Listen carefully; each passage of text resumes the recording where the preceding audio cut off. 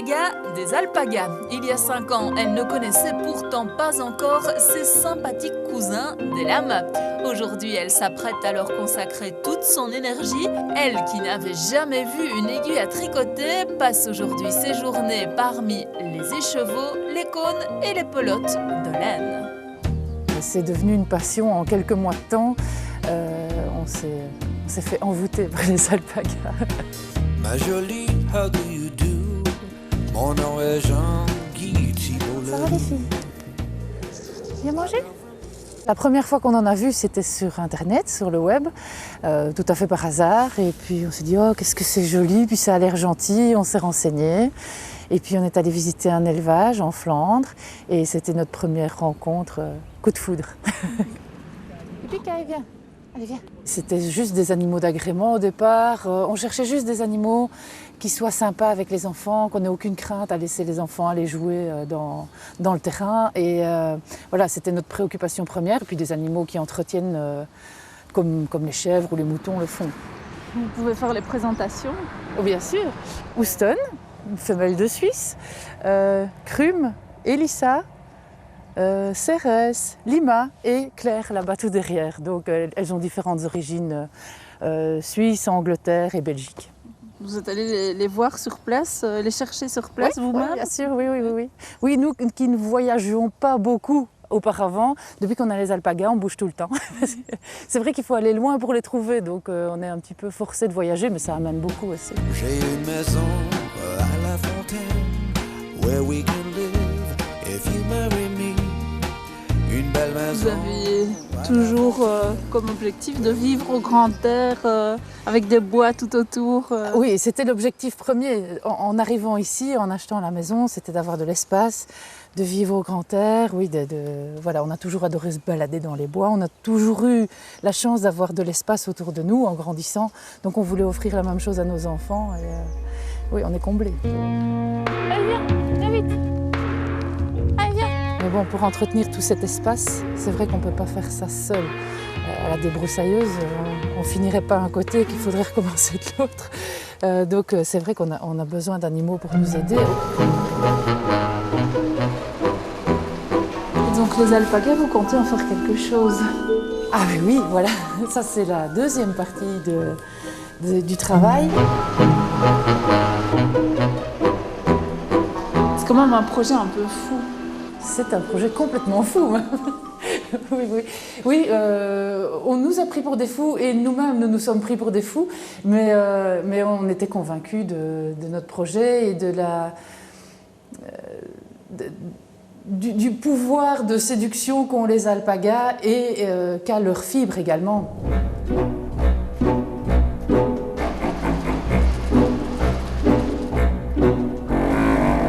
On s'est rendu compte qu'il n'y avait pas beaucoup de possibilités pour les gens qui n'ont que quelques animaux, que ce soit des alpagas, des moutons, des chèvres, mohair, enfin peu importe.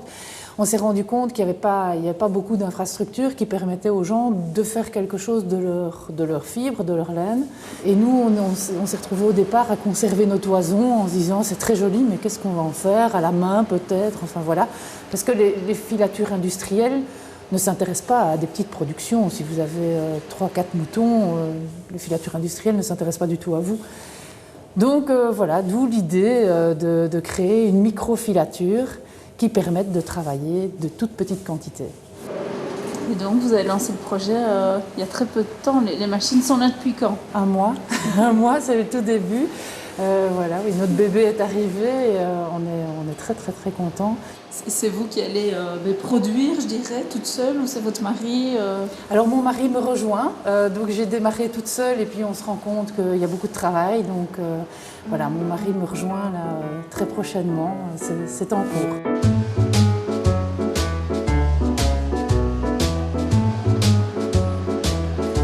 Le challenge vraiment des mois à venir, ça va être quoi? La production, vous maîtrisez? La production, ça y est, c'est maîtrisé. Je ne dis pas qu'on n'aura jamais d'ennui, mais enfin jusque-là, tout se passe très très très très bien. Et puis, bon, c'est maintenant de développer la commercialisation de nos produits. C'est le challenge effectivement des mois qui viennent. On fait quand même un produit fabriqué en Belgique complètement écologique. On va essayer de travailler en circuit court pour favoriser le développement durable. Vous êtes prête aussi à travailler 50 ou 60 heures par semaine, alors Bon, complètement, on adore ce qu'on fait, donc c'est vrai que quand on aime ce qu'on fait, on compte pas les heures. Et puis j'ai la chance que ce soit à la maison. Donc voilà, une fois que les enfants sont au lit, on peut redémarrer une deuxième journée. Espérons que ce ne soit pas juste un effet de mode et qu'il y ait une réelle prise de conscience de la nécessité de travailler les produits locaux et ce qu'on produit soi-même, de récolter, de le transformer et d'en faire quelque chose. vous êtes sensible à ça aussi dans votre mode de vie au quotidien, ce côté-là, déjà avant, ou vous êtes devenu plus sensible? Déjà avant, et ça ne fait que s'accentuer parce qu'il y a la prise de conscience et se rendre compte que notre planète est là et qu'on doit en prendre soin. Et voilà, donc ça s'inscrit très très bien dans notre projet de vie, notre projet professionnel également.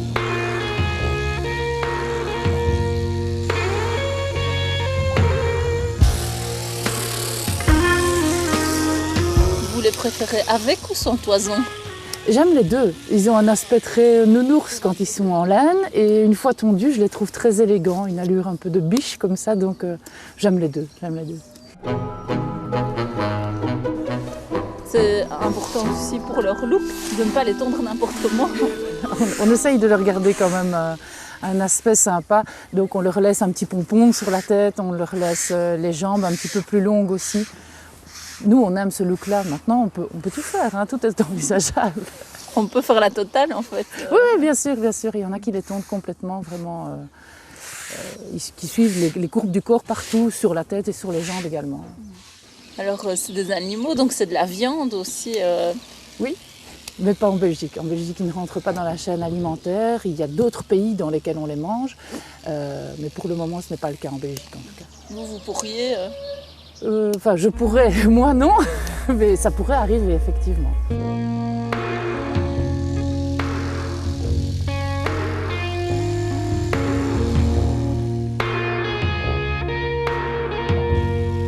Est-ce que c'est facile de jouer au coiffeur? Non, c'est pas facile du tout. Non, ça s'apprend, c'est vraiment un métier à part entière.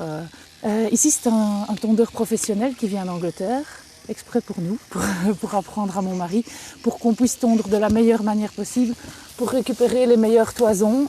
Vous la teignez pour obtenir différentes teintes? Non.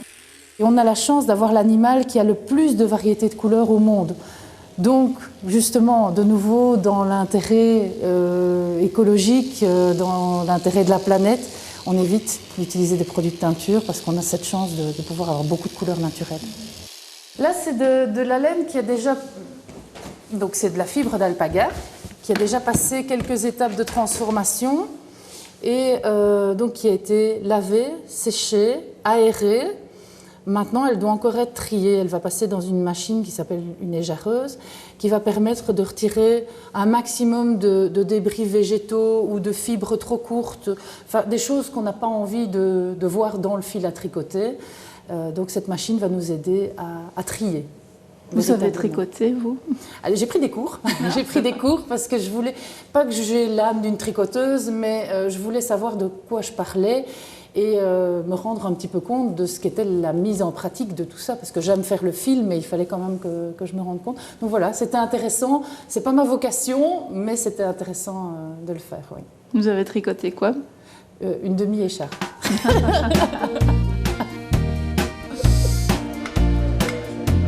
Qu'est-ce que ça vous inspire de voir ces premiers cônes, ces premières pelotes? Beaucoup de bonheur.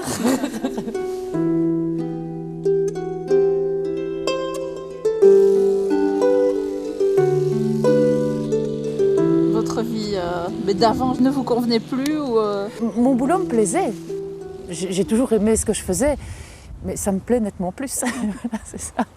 Et puis le fait d'être indépendant aussi, ce côté-là. Ah oui, complètement. Ça, c'est ancré dans mes gènes, je pense, depuis quelques générations. Donc, c'est vrai, d'être indépendant, de gérer son temps comme on le veut, de travailler pour soi, chez soi en plus, quelle chance. Voilà, donc c'est formidable, c'est une belle aventure.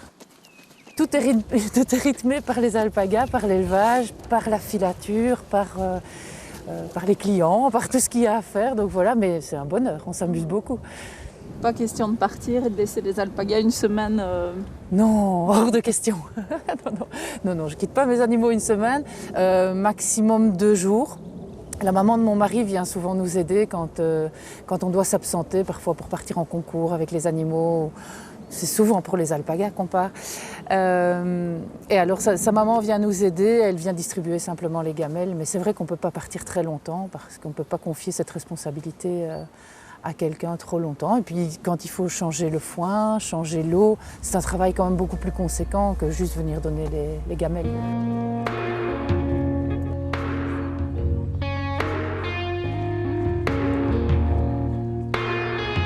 Il y a 5 ans, on n'imaginait même pas, on ne savait même pas ce qu'était un alpaga. Donc tout ça a vraiment évolué. Et non, la vie a beaucoup d'imagination parce qu'on n'aurait jamais pensé pouvoir faire ce métier un jour. Et c'est fantastique, c'est vraiment fantastique.